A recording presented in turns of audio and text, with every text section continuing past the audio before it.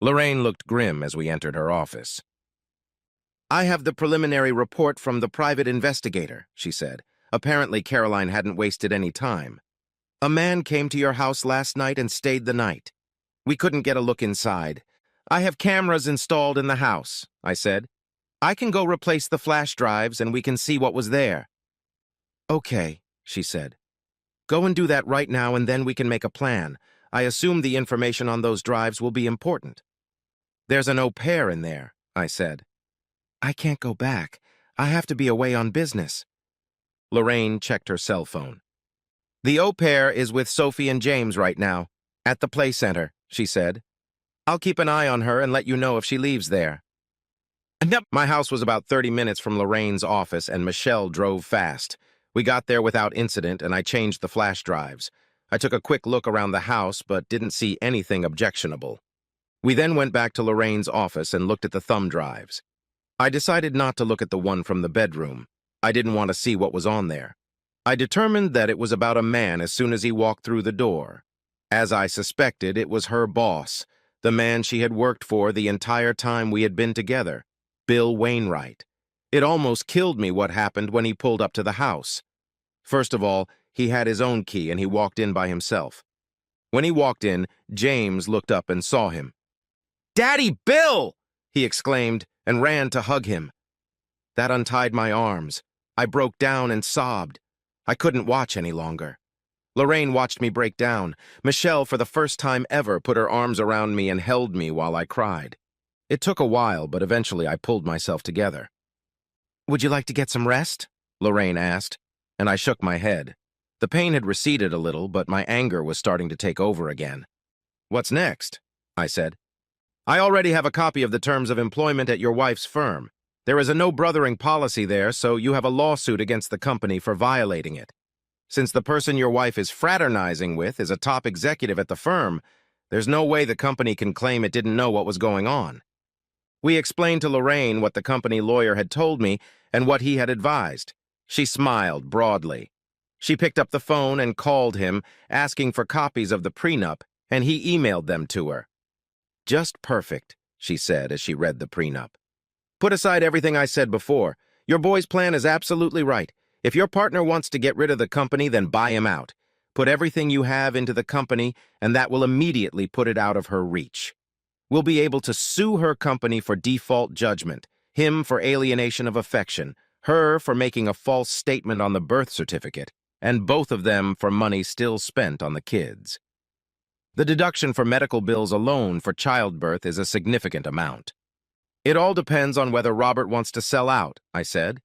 "I guess we'll have to wait until he comes up with an answer." Michelle drove me back to the hotel, and I went up to my room. I was about to sit on the bed when there was a knock on the door. I opened it and saw her standing in the hallway. "Let's go," she said. "You can't stay here." "What?" I asked. "Why not?" "Because you can't stay alone," she said. "You'll only be brooding or emptying the minibar. I want you where I can keep an eye on you." As she spoke, she gathered her few belongings. She took me under her arm and led me out of the room, then looked me over and led me to her car. "Where are we going?" I asked, finding that I didn't care. "To my house," she said. "I have a spare room you can use." "But," I started. She turned her head and looked at me. I stopped talking. I had never been to Michelle's house and was surprised to see that it was almost the same size as mine. Our house was 2 stories while hers only had 1 floor. She led me into a room with a bathroom. "Take a shower and change your clothes," she instructed. "Dinner in 30 minutes. We ate dinner in silence. I guess it was delicious, but I didn't feel it. My mind was preoccupied with a swirl of thoughts that would not settle down. I was furious, but I couldn't find the strength to express it. I was devastated, but I couldn't find the strength to care. All I had energy for right now was to carry out my plans. I was on autopilot, my destination determined. I was just contemplating what to do after my meal when the phone rang. I flinched, hoping it wasn't Caroline. It wasn't Caroline. "Hi, Robert," I said languidly. "Why?" was all he asked. "Robert and I have been friends since university. We studied together, and it was the project we worked on together that gave us the basis for starting the business." I got most of the company at first because I had more capital to invest than he did. Caroline is cheating on me, I said in a wooden voice. All the time. All the time? He said incredulously. You mean none of the children are mine? I told him. There was silence on the other end of the phone. So you want to tie all your assets to the company and hide behind a prenup? He asked. Either Brian Spencer, our attorney, explained it all, or he understood the partnership agreement much better than I did. I want to keep 5%, he said, and stay with the company as a consulting engineer. I'll discuss the details with human resources. The rest is yours. Okay, I said. I'll have Brian do the paperwork. Gary? He said after a moment. I'm so sorry. I know you don't feel that way right now, but it'll get easier later, I promise. I've been almost exactly where you are now, and it's actually getting easier. Just then, I remembered that about 4 years ago, he got divorced. I didn't know the details because even though we're friends, he's a very private person. I just knew that things weren't very pleasant. That's why he brought up the prenup. He used it himself. The next morning, Michelle woke me up with a cup of coffee. Come on, she said. We have a lot to do. The first thing we did was go to Brian Spencer, the company lawyer. He had already prepared all the paperwork for me to buy out Robert's share, and we finalized the whole deal in less than 30 minutes. I gave him everything I got from the house, my savings, and my 401k. I also had to take out a loan against the company retirement plan for the remainder. Now, on paper at least, I'm about $1 million in debt. My paycheck has been cut almost in half since the payments were made pre-tax. Then we went to Lorraine's. I showed her all the transaction documents, and she was thrilled. It's perfect, she said. I'll file the paperwork today. We can file it on Monday if you want. We'll serve him, her and the company at the same time. Where do you want her to be served? Wherever she is most uncomfortable, I said. If you could do it over a billboard at the Super Bowl, I'd gladly pay for it. Lorraine laughed. We'll serve it in the office, she said. Monday, 10 o'clock in the morning, provided the papers get through the court before then. If I file them today, I should have them by tomorrow afternoon. I nodded. So what now? I looked at Michelle. She was running things. Now, she said, we have 2 more stops before you go back to the office and pretend like you just got back from fighting a fire in Portland. Do you think you'll be able to stay home until Monday? I think I'll have to, I said. Don't guess, she said. Tell me what you need to help you get through until then. I don't know, I said. Any good news? She smiled at me. Let's go then, she said. I was surprised when we pulled up outside the medical center where I'd had all the tests and where I'd had the procedure that meant I'd never be a father. What are we doing here? I asked. You wanted good news? She said. Let's go. I followed her into the clinic and stood aside as she walked to the reception desk. The receptionist nodded and motioned for us to sit down. We sat down. Less than 2 minutes later, my doctor came out and invited me into the consultation room. I looked at Michelle, who made no movement to follow me. Please, I said, and she nodded and followed me. Dr. Harrington did not comment in any way on my secretary's involvement in my consultation. He knew who she was and that she was not my wife, as he was both my doctor and Caroline's doctor. Why I asked my secretary to come with me was my business, not his. Gary, he said, I understand that you want to ask about the vasectomy reversal. My eyes widened. I wondered if that was even possible. I looked at Michelle.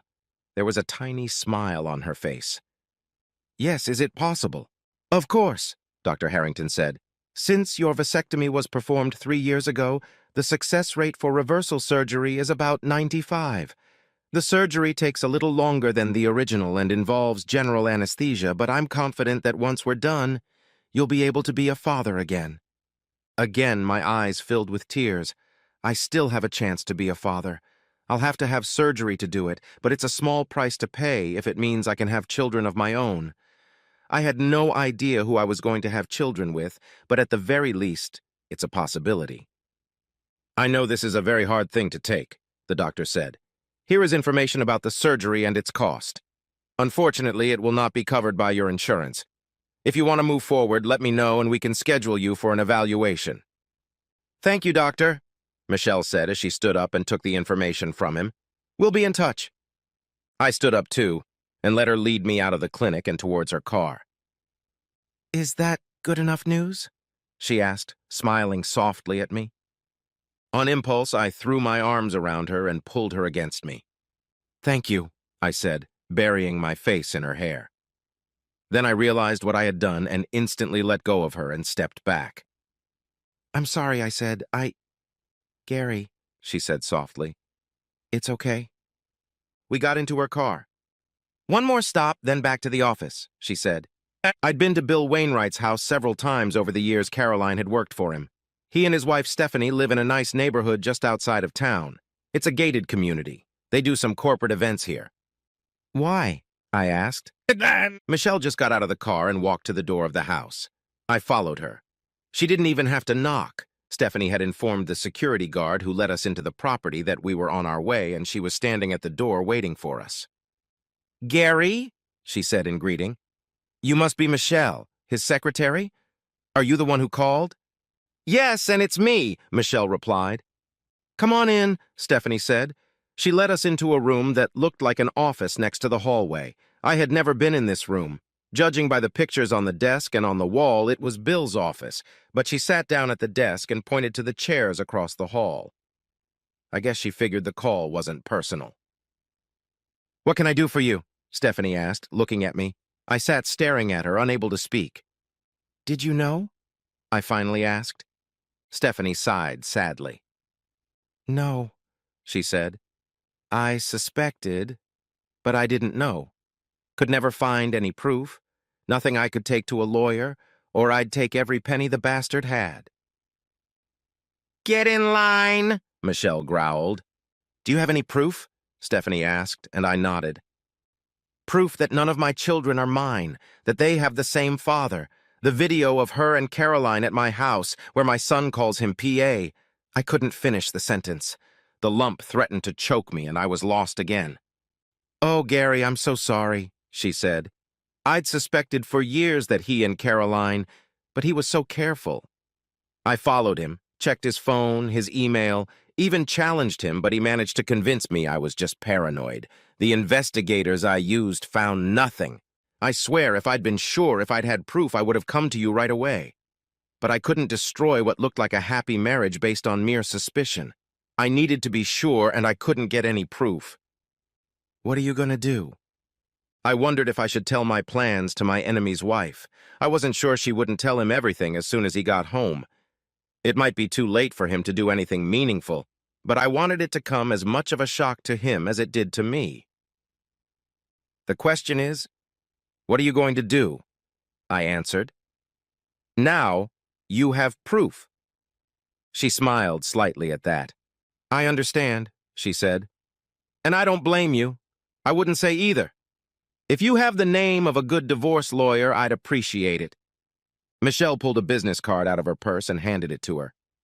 Thank you. Is a week enough time? I nodded. Great, she said. I'll contact... She showed her card, and I'll coordinate with her. She stood up. Apparently our meeting was over. Michelle and I stood up. Stephanie walked over and gave me a brief hug, smacking my cheek. Again, I'm so sorry, she said. Look after him, she turned to Michelle, who flinched as she hugged me. He deserves better than what that bitch did to him. We went back to the office, and I spent the rest of the day finishing up the things I had to do while I was in Portland. At the end of the day, I drove home. At her usual time, Michelle knocked on my door, peeked in, and said she was going home. She was back to being the professional she had always been. This, too, caused me to feel a sense of loss. I felt like I was starting to grow closer to her little by little, but that must have just been my imagination. I said goodnight to her, thanking her for her help. I was working late at the office. I had a lot of catching up to do. What time will you be home? I got a text from Caroline around 8. Probably another hour or two. I have some things I need to finish up after my trip. I'll probably be asleep by then. I have to get up early in the morning. Love you. Once again, I couldn't bring myself to reply to this message. I continued working until almost 11. Really wanted her to be asleep when I got home. The less I had to talk to her, the better I would feel. When I got home, the house was in semi-darkness. Nothing seemed out of the ordinary. I looked in on Sonia and James. Both were asleep and looked as adorable as ever. I felt a sob start in my chest, and I had to hide in the bathroom. I couldn't let Caroline catch me crying over babies that weren't even mine. I still hadn't decided what to do with them. It was unlikely any of them would remember me if I just walked away from them. I have no responsibility to them, but I still loved them both. How can I leave them when less than 48 hours ago they were my children, my flesh and blood, my pride and joy? And now they are just further proof of my whore wife's infidelity. I decided to wait and see what happens next. In any case, the decision might not be made in my favor. I went to bed, doing my best not to wake Caroline. I didn't fall asleep right away, and when the alarm clock woke me up in the morning, Caroline had already left. When I walked into the kitchen, the helper was there and was feeding the kids. I looked at her. She had to know. There was no way she didn't know. Could she still be looking at me now and laughing at the stupid hubby who couldn't even satisfy his wife? Did she know the children weren't even mine? Did she take the children to say goodnight to Daddy Bill, as she often did to me? My mind was guessing, and I imagined her and Caroline having a dirty threesome with Bill Wainwright and the kids crying in the next room. I shook my head angrily. She knew, I decided, and I'm going to take great pleasure in firing her on Monday. I'll make sure that little bitch never works as an au pair again. I'm going to tell the agency that... Wait, what am I doing? I'm taking my anger out on someone who has no hope of doing the right thing in this situation. Damned if you do, and damned if you don't. If she had told me, she would have lost her job. She could have left, I reasoned. But then, it seemed she also had feelings for our children, whom she'd been looking after since before Sonia was born. I'm angry, but probably at the wrong person. I went to work. When I got there, Michelle was already in the office. It was as if the previous few days had never happened. She was all business, though I noted in my planner that she had cleared my day for what she called marketing. I settled into my office, and she brought me my morning coffee, as she had done every day for the 9 years she had worked for me. Then she sat down on the other side of the desk. Only then did I notice that she brought coffee for herself as well. This is something she had never done before. Marketing? I asked. Since when have I been marketing? She grinned. The smirk was rather bitter, and for some reason it gave me a warm feeling inside. We need to make a plan, she said, the last part of Lorraine's strategy. I looked at her, not understanding. What? I said. Tell everyone, Michelle said. Her friends, family, church groups, volunteer groups, everyone and anyone she comes in contact with needs to know what a slut she is and what she's been doing. It's not going to present me in a good light, I said. I'd become a laughingstock, a cuckold, not even able to satisfy his wife, raising other people's bastards. You must tell your story, she said. If you don't, Caroline will, and believe me, it'll make you look a lot worse than an uninformed cuckold. How about an abusive husband, or someone who abuses his children? People will believe this shit, and when we nuke her, she'll respond with everything she's got. Speak out first, and people are less likely to believe any counter-accusations. Some will, of course, but that can't be helped. Michelle put together a media pack containing all the evidence of Caroline's infidelity. There was a private investigator's report, copies of the DNA report showing that I was not the father of my 2 children. There were copies of videos taken in my house, including the one showing James saying hello to Bill, and bedroom videos that I hadn't watched and didn't want to watch. Later that morning, I received an email from Lorraine. Apparently, Stephanie had provided her with a sample of Bill's DNA. She cross-checked it against the DNA test I had gotten, and it turned out that he was definitely the father of both children. I paused. Children? I thought, suddenly no longer thinking of them as my children. We included this new information in the packet and prepared it for shipment. They would be sent to Caroline's parents, my parents, Caroline's brother and sister with whom I was very close. Electronic copies will be sent to all her contacts on Facebook and LinkedIn, and anyone else I can send them to. The ones addressed to our immediate family, I paid the courier company to deliver at 10 o'clock on Monday morning. That's when the balloon was due to go up. I just need to get through the weekend. I had a plan to make it happen. Since I am an engineer, it took me less than an hour to design and build a small device. It had a motor, a timer, and a battery. I could set it up so that the motor would spin, creating a vibration after a certain amount of time. I came home Friday night, and after the au pair left, I hid the device under Sophie's pillow. It was supposed to go off at 6 the next morning, which is about the time we usually wake up. It would wake Sophie up, and therefore our weekend morning sex would be eliminated. It worked perfectly. I was woken up by Sophie coming into our room and climbing into bed with us. Now, there was no sex for us. I smiled to myself. I had managed to keep myself busy for the whole of Saturday, doing all the chores that Caroline had demanded of me for months. When she commented on it, I just said it was high time I did them since she'd been bugging me for so long. Saturday night, when, oddly enough, Caroline tried to provoke sex, I pretended to be asleep when she came out of the bathroom, and on Sunday her daughter came into our bedroom again, having been brought out of sleep by my device. On Sunday, we decided to go out with the kids and spent the day at the zoo. There were several times during the day when I looked at Caroline, the woman I loved, the woman I thought loved me, and the two children I had custody of, convinced they were mine, and nearly broke down. I bit the inside of my cheek until it bled, trying to contain my emotions, but made it through the weekend. On Monday, I was excited. I told Caroline I'd be working from home. I wanted to talk to the au pair. Caroline left for work at her usual time, poking her head into my office to tell me she was leaving. I pretended to be absorbed in email and only hummed in response. I heard her car pull out of the garage and the door close. I looked at my watch, 8:15. An au pair knocked on my office door. She wanted to take the kids to the play center, but I said no, they should stay home. This surprised her. I had never said no to her before, but she just nodded and went back to the kids. I could hear how upset James was that he couldn't go and he wanted to so badly. A little after 9, Michelle pulled up to the house. I was surprised, but let her in. For the first time since I'd known her, I made coffee for her. At 9:30, we had a teleconference with Lorraine. "Gary," Lorraine said, "this is your last chance to stop. I'm not saying you should, just pointing out that if you changed your mind over the weekend, now is the time to say so." "No," I said, no doubt about it. "I'll see you on the other side then," said Lorraine. All set. I kept an eye on my email account, waiting for the confirmation of services emails to arrive. At exactly 10 a.m., the first one came, the second 3 minutes later, and the third 5 minutes later. Then my phone rang. It wasn't Caroline as I thought, but my mom. "Gary?" she started. "Hi, Mom," I said.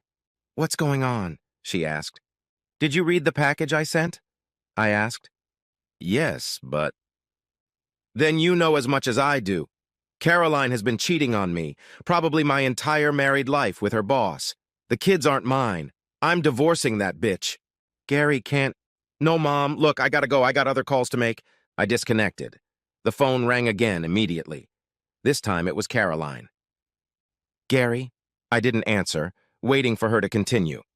"We need to talk," she continued. Still no answer. "I'm coming home." She interrupted the call. "Caroline is on her way," I said to Michelle.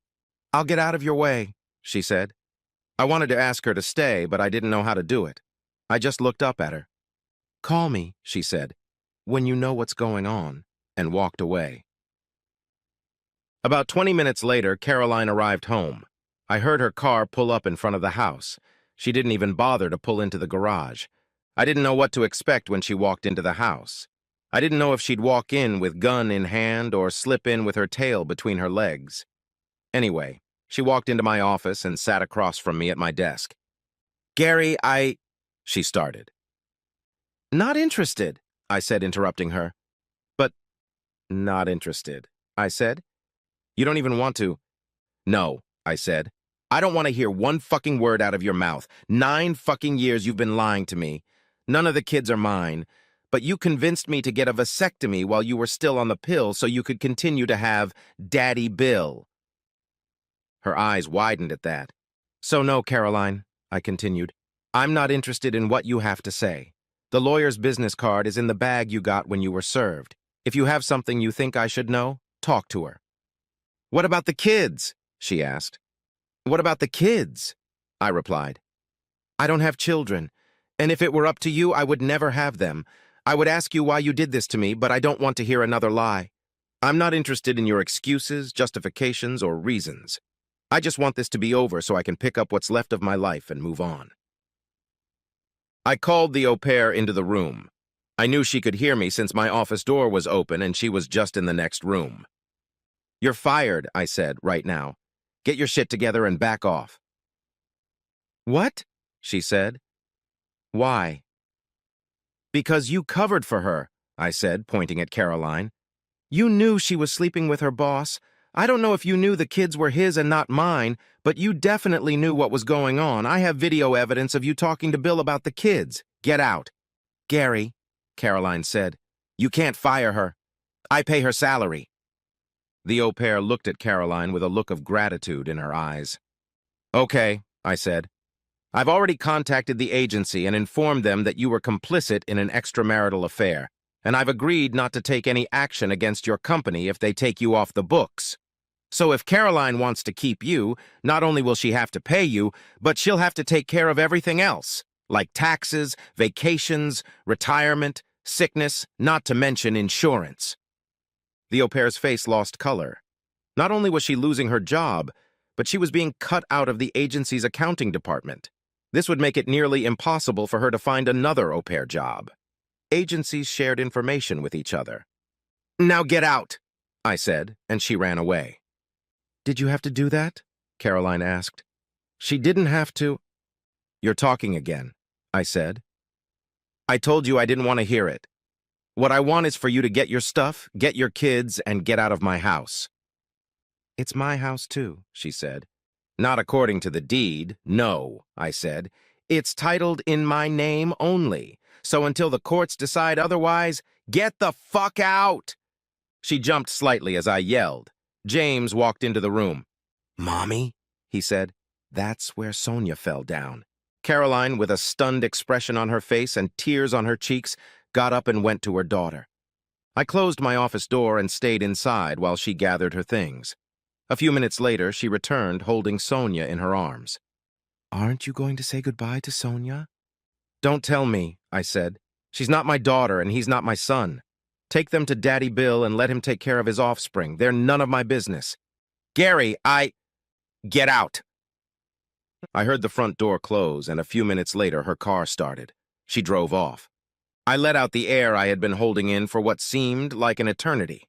I shattered to pieces. I didn't hear the door open, and I jumped when a pair of arms wrapped around me and I fell, resting my head on my hands. I looked up and saw Michelle holding me. She pulled me to her and held me as I sobbed. It took me a while to pull myself back together. I had just thrown away 9 years. My marriage, my children, my life was gone. I really didn't want to look at the world anymore. Once again, Michelle took matters into her own hands. Let's go, she said. Lorraine said it would take Caroline about 4 hours to get an emergency warrant to occupy the apartment. Since she has children and this is a matrimonial home, she'll be back. Do you really want to give her the pleasure of kicking you out of your own home? We packed some of my clothes and all my important papers. I needed to figure out where to stay, but I loaded both my car and Michelle's car with my belongings and left. We drove to the office first, where I was served later that day. Lorraine called me to expect service. Not only was there an order to occupy the house, but there was also a restraining order, meaning that I was not allowed to come within 100 yards of the house. If I wanted to take anything, I would have to make an appointment and be accompanied by Caroline's lawyer at my expense. Not realizing how this happened, I find myself moving into Michelle's spare room. All my clothes are in the closet, and all my papers are now neatly stacked in the cabinets in the office. It had been a week since Caroline's paperwork had been filed. I would work and then go back to her house with Michelle to eat and then sleep. In the morning, she would bring me coffee, make breakfast, and then we would head to the office together. Nothing seemed to have changed between us. She was still all business, and other than a hug when I crashed at my house on the first day, I never once smiled at her. Not that I had much to smile about anyway. Monday morning, we had an appointment with the lawyers for the company Caroline and Bill worked for. I didn't know the details, but apparently we had filed a claim for an amount the company couldn't afford. They have insurance, but it had a maximum of $1 million, and we were suing for an amount well in excess of that. Their attorneys were businesslike.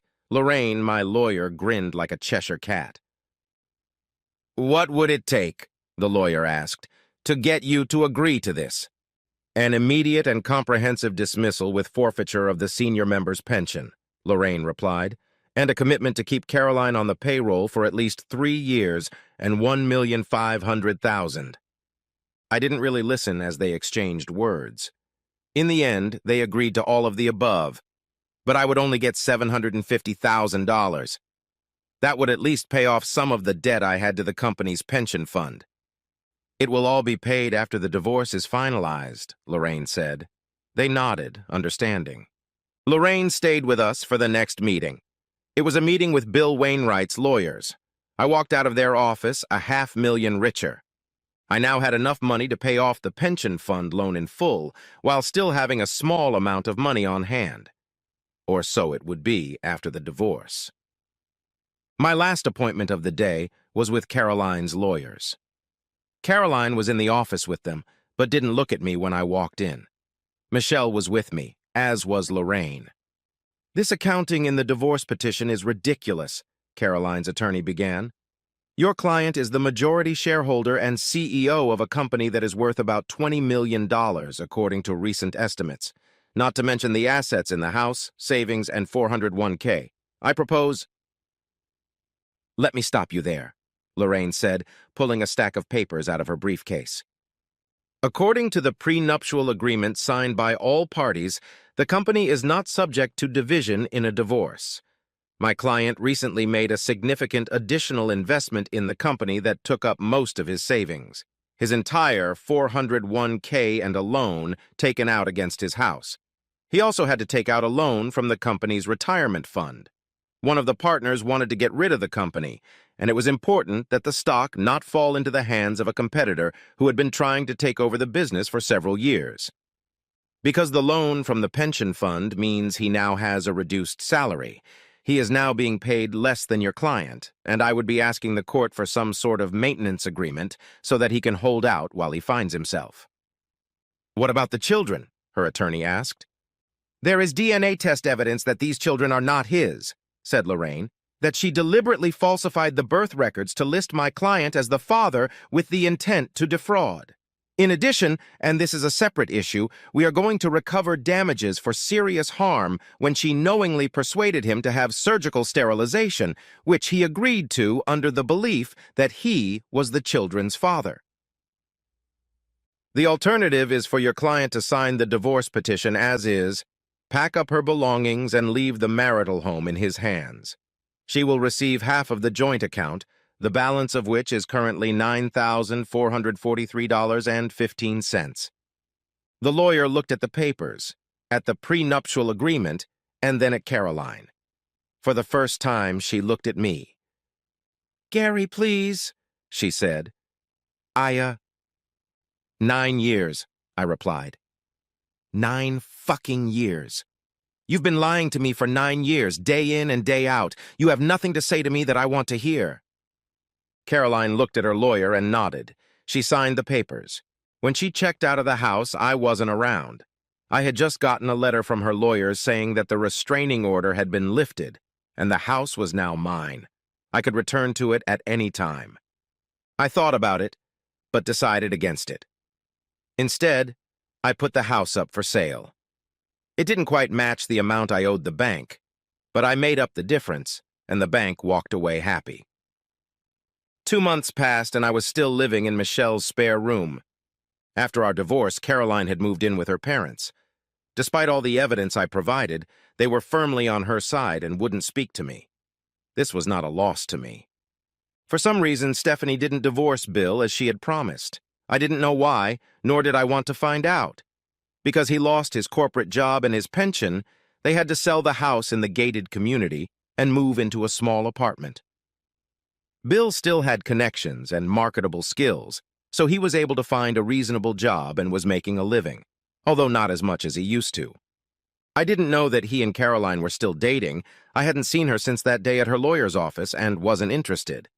I was sitting at my desk at work when there was a knock, and Michelle entered the room without waiting for an answer. "Bill Wainwright is dead," she said without preamble.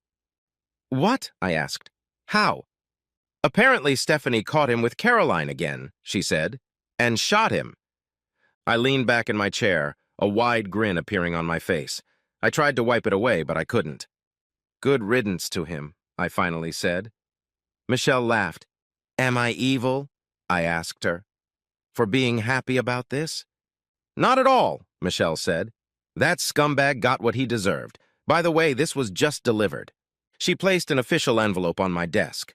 I looked at it with trepidation. We both knew what was in it. I took it and opened it. "This is it," I said. "I'm free at last." "Finally," Michelle said. Then she did the last thing I expected. She kissed me. It wasn't a peck on the cheek or even on the lips. It was a full-blown kiss, with tongue, with lips squeezing my toes. When she finally let me go, I leaned back in my chair, breathless, amazed and hard as the mainmast of a T-clipper. She giggled, looking down and seeing my obvious arousal. "For 9 years," she said, "I have cared for you. You're the most perfect man I've ever met. You've never once even looked at me wrong, ogled my legs or my ass or groped me, and for that I've loved you. I waited 9 years for you. And now you're free. I know you've always respected me, and that's a kind of love, too. We make a great team. I know you as well as any wife knows her husband, and if you think about it, you know me just the same. Give me a chance to show you that not all women are lying, cheating, conniving bitches. Please." I was stunned.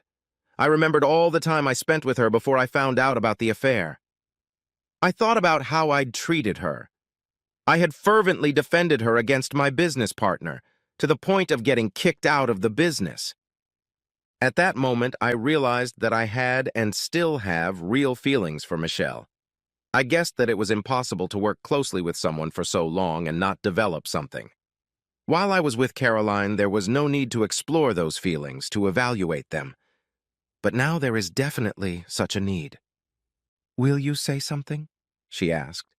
There was a look of concern on her face. It was the first time I'd ever seen her unsure. "How much?" I asked. She looked puzzled. "How much of what?" she asked. "Children," I said. "How many children are we going to have?"